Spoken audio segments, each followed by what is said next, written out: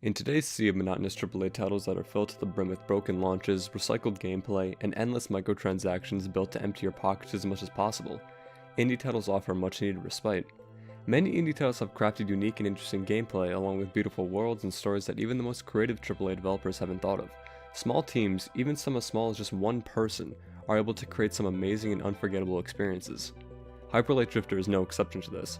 Through its simple yet striking visuals and subtle narrative elements, Hyper Light Drifter cements itself as a revolutionary staple in the indie genre.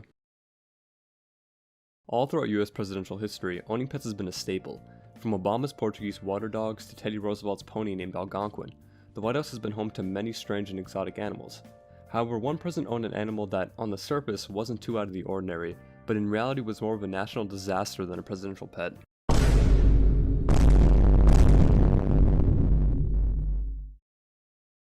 Thomas Jefferson was an important figure in American history.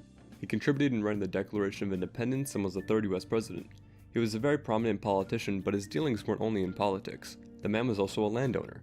While records would have you believe that Jefferson mainly cultivated tobacco, his lesser-known harvest of bloodlust and mayhem was also part of his farming endeavors. The main cultivator of said mayhem was Jeffersons Ram. While historically this ram was not named, "My name is not important." Chaos and mayhem need no title. This ram was demonic from the beginning as it bore 4 horns, double the average amount. Its demonic appearance wasn't only for show, as the ram was thirsty for blood.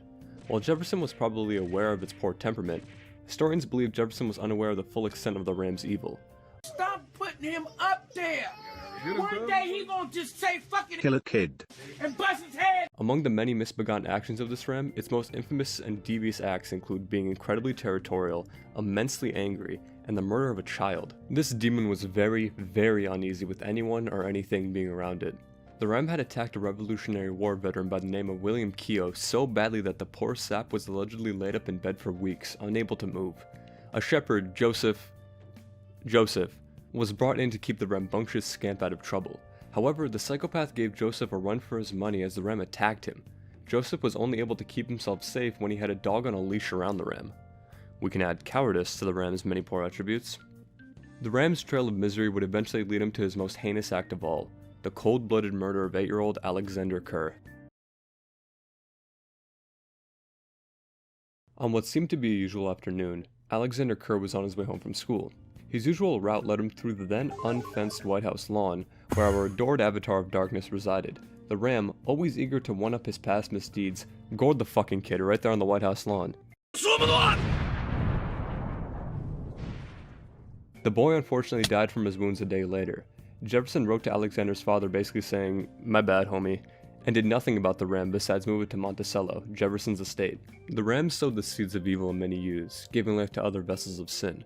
However, seeing the error of his evil deeds, the ram perhaps sought to end this cycle of violence right then and there. The cycle ends here.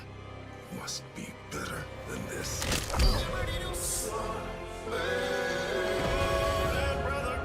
And murdered a few of his offspring along with the mothers who carried his children. Jefferson had finally had enough of his ram's antics and promptly had him killed, therefore banishing the Dark Lord back to its hellish domain. The seed of evil exists in many, and for a period in America's infancy, that seed existed in Jefferson's ram. Oh, and Hyper Light Drifter is cool, I guess.